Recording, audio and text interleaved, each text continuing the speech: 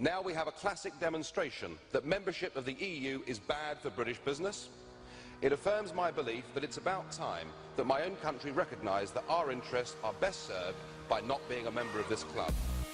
Britain's governing Conservative Party is dramatically losing seats in local council elections, with the former political outsider, the Eurosceptic UK Independence Party, making impressive gains. Because what it shows is a pattern is emerging. Over the past 6 months, UKIP have come second in 4 by-elections, most notably in Eastleigh very recently.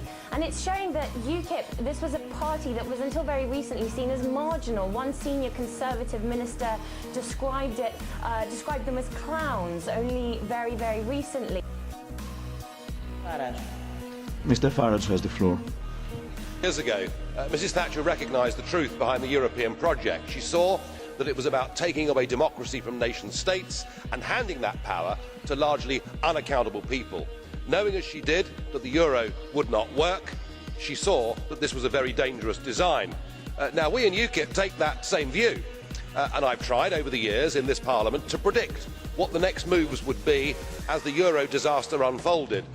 You have the charisma of a damp rag and the appearance of a low-grade bank clerk. And the question that I want to ask, that we're all going to ask is, who are you? I'd never heard of you. Nobody in Europe had ever heard of you. I would like to ask you, President, who voted for you? The politicians in charge became very greedy, and they wanted money for themselves, and they wanted power.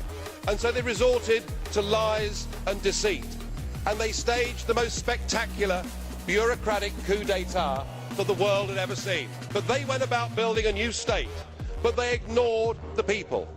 And what they did, whether they knew it or not, is they recreated the very evil system that the people in Eastern Europe had lived under before. But the incredible thing was that many of the new bosses had also worked for that same evil system before. A number of its members were members of the Communist Party or were associated with them. For example, they include Mr Barroso, Mr Sekovic, Mr Kuleg, Mr Pilebags and Mr Potonik, to name just a few. Baroness Ashton was treasurer of the Campaign for Nuclear Disarmament, which was little better than a communist front organisation, and a proportion of its funding came from the Soviet bloc. I think it's about time that you and others in this room woke up to the fact that we are inflicting misery on millions of people through unemployment, through poverty, through a loss of democracy, and that it's an error to try and keep countries trapped inside the euro prison. The recent proposal is that Greece should write down her debts by 50% and remain a member of the Eurozone.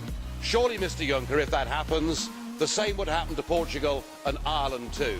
Do you think it's possible for any member state of the Euro to write down their debts and stay a member of the Euro? In just a moment, it's worth reminding you it was over 6 years ago that the then leader of the opposition, now of course Prime Minister David Cameron, had a conversation with me about UKIP. I mean, UKIP, it's just a sort of, bunch of they're just trying to make a bit of mischief. As far as I can see, UKIP is a bunch of what? Well, fruitcakes and loonies and closet racists mostly. Well, look, it's no good insulting a political party that people have chosen to vote for.